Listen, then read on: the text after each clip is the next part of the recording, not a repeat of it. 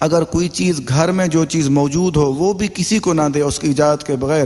اگر کسی عورت نے کسی کو اٹھا کے دی وہ اس کے لیے وہ خود مجرم ہوگی، کیونکہ عورت کے لیے اجر، مرد کے لیے اجر ہوگا اس کی خامد کے لیے، اور اسی عورت کے لیے وہ عذاب و وبال بن جائے گی.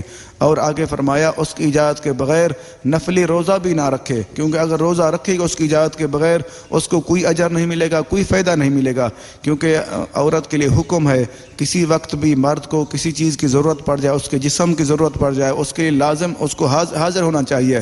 کیونکہ جب روزے دار ہو پھر تو روزہ ٹوٹ جائے گا، اس لیے فرما دیا کیونکہ نفلی روزہ، فرض روزہ رکھ سکتے ہیں اس کی اجازت کے بغیر، نفلی روزہ بالکل نہیں رکھ سکتی. کیونکہ اگر کسی نے عورت نے رکھا ہوا نفلی روزہ وہ مرد اس کا روزہ توڑوا بھی سکتا ہے، کیونکہ وہ اجازت نہیں ہے.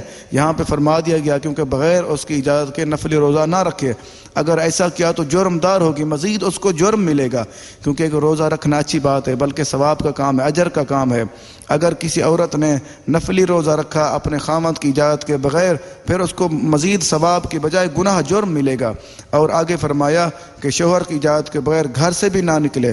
کافی عورتیں ہوتی ہیں شوہر کی اجازت کے بغیر گھر سے چلی جاتی ہیں، یا ویسے کہیں پہ چلے جاتے ہیں، یا بھاگ جاتے ہیں. کچھ عورتیں ہوتی ہیں، اگر آپ نے فرما دیا کوئی عورت اگر مرد کی اجازت کے بغیر گھر سے چلی گئی، اگر اس نے توبہ نہیں کی اور واپس بھی نہیں آئی تو پھر کیا ہوگا؟ اس کے لیے عذاب یہ ہے کہ اللہ تعالیٰ کی رحمت کے فرشتے اس کے اوپر لعنت کرتے رہتے ہیں. جب تک وہ واپس نہیں آتی اور توبہ نہیں کر لیتی تب تک وہ فرشتے، عذاب والے فرشتے اور رحمت والے فرشتے اس کے اوپر لعنت کرتے رہتے ہیں.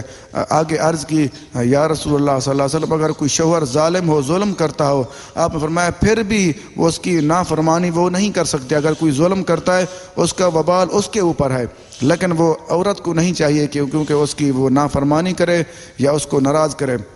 یہ سنن کبریٰ للبہقی حدیث نمبر 14713. آگے ایک اور حدیث مبارک عرض کرنا چاہوں گا کہ سرکار دو عالم صلی اللہ تعالیٰ علیہ وآلہ وسلم شاہ فرمایا نیک بیوی کی خوبیوں میں سے ایک خوبی یہ بھی ہے، بیان فرمائی اگر اس کا شوہر اسے دیکھے تو اپنے ظاہر اور باطنی حسن و جمال سے اسے خوش کر دے. سبحان اللہ، دیکھو کتنا پیارا طریقہ ارشاد فرما دیا. نیک بیوی وہ ہے، بہترین عورت وہ ہے اپنے گھر والا جب اس کی طرف دیکھے اور ظاہری اور باطنی حسن و جمال سے اس کو خوش کر دے.